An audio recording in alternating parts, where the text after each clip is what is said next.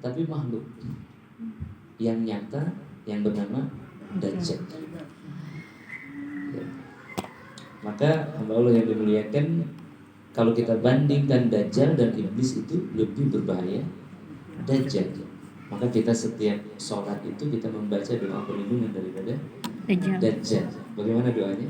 Allahumma inni a'udzubika minal azabi jahannam wa min azabil qabri wa min fitnati mahya wa mamati wa min fitnati masihid dajjal. Jangan ketukar sama masuk kamar mandi ya. Bagaimana doanya? Allahumma inni a'udzubika minal fitnatil Allahumma inni a'udzubika minal azabil qabri. Allahumma inni a'udzubika min adzabil qabr wa a'udzubika min fitnatil masiihid dajjal. Ya, ya. Itu doa terlindung daripada Dajjal, disunahkan Nabi langsung dibaca di akhir tahiyat akhir.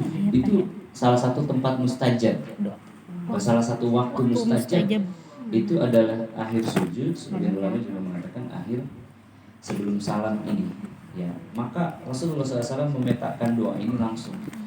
Dan Rasulullah SAW menyebutkan langsung sesiapa yang membaca surah Al-Kahfi, ya, 10 ayat Al-Kahfi, maka dia akan terhindar daripada Dajjal, asima minad Dajjal. Kenapa Dajjal ini digambarkan Nabi SAW sebagai sosok yang sangat jahat? Karena dia bukan setan, karena dia adalah makhluk, ya, maksudnya musuh dalam bentuk yang kasat mata. Baik, antara iblis, tidak ada doa perlindungan dari iblis khusus, ya. Tetapi dari Dajjal itu ada, dan itu disimpan dalam doa sholat. Begitu? Kenapa demikian? Karena para ulama mengatakan lebih jahat Dajjal daripada iblis. Kenapa demikian? Iblis itu tidak pernah memaksa. Iblis bersama pasukannya hanya mempengaruhi. Iblis tidak pernah minta disembah dalam sejarahnya. Tetapi Dajjal itu minta disembah, mengaku Tuhan dan minta disembah, bisa menghidupkan yang mati. Iblis itu tidak, dengan izin Allah. Maka ini di masa wabah ini kita melihat ya bagaimana zaman ini bergulir menuju ke fitnah-fitnah yang lebih besar, al-fitan.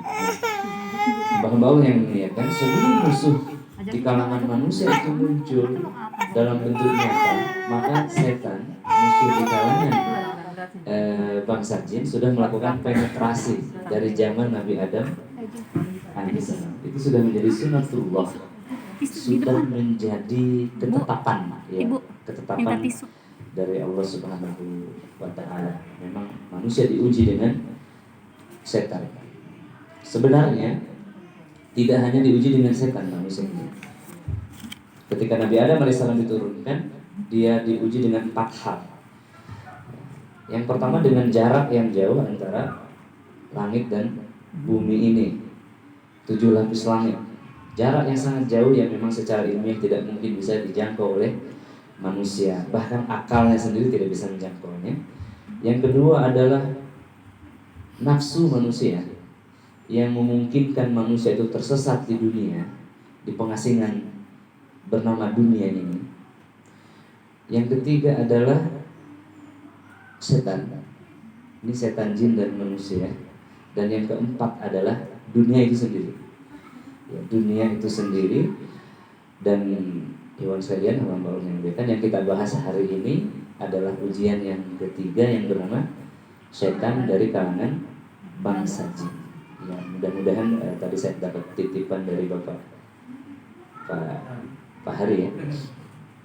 Untuk hari ini intro saja dulu ya Ustaz. Gitu ya. Untuk intro, mudah-mudahan kedepannya bisa disambung gitu ya. Jika berkenan ini materinya, karena dia ada 400-an, 370 slide ini. Akan banyak sekali ya. Jadi kita akan ngerulir aja ya, akan nyicil aja nih sampai mana nih.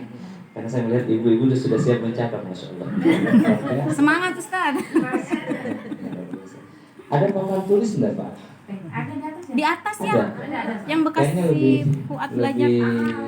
untuk beberapa poin saya ingin detailkan. Ada tadi Mohon maaf tidak disampaikan tadi.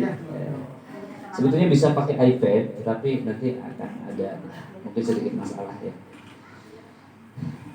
Agar betul-betul komprehensif pemahamannya, betul-betul kita memahami secara historis bagaimana ruqyah syariah ini, karena nanti akan ada perbedaan-perbedaan pendapat ya, di kalangan ulama terkait ini.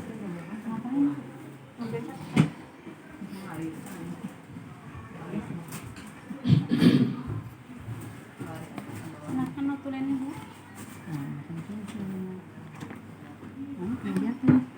Pas ibu rapat. Ini gambaran hamba Allah yang dimuliakan, 7 materi yang akan disampaikan dalam kurun waktu 2 hari biasanya. Yang pertama adalah tentang sakit itu sendiri. Kita akan memahami tentang sakit ruhani dan jasmani, gitu ya Pak Budi. Kemudian nanti alur dan strategi untuk penyembuhannya. Lamanya orang-orang untuk menggapai kesembuhannya itu karena dia tidak memahami penyakitnya sehingga salah mengambil obat. Misalkan ketika dokter mengatakan ini tidak terdeteksi penyakitnya, maka dia pergi ke rumah sakit yang lain berharap ada diagnosa yang berbeda. Ternyata dokter spesialisasi pun ya, ternyata dia tidak juga menemukannya. Maka kemudian berubah ke alternatif, dan alternatif kedua biasanya dukun. Nah, ini semakin jauh akhirnya. Dukun satu mengatakan A, dukun B mengatakan B, dukun C mengatakan E, dan lainnya. Semakin bingung, akhirnya dia frustasi.